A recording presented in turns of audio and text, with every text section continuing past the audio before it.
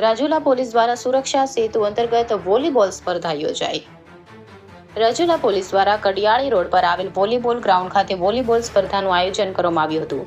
અમરેલી જિલ્લા પોલીસ સુરક્ષા સેતુ સોસાયટી દ્વારા આયોજિત રમોત્સવ 2023નું આયોજન કરાયું હતું, જેમાં રાજુલા પોલીસ તેમજ નાગરિકો સાથે વોલીબોલ સ્પર્ધા યોજાઈ હતી અને ખૂબ જ ઉત્સાહ અને આનંદ સાથે વોલીબોલ રમત રમી હતી।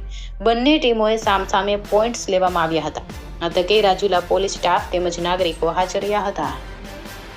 Report DD Varu, Jafrabad, Rajula.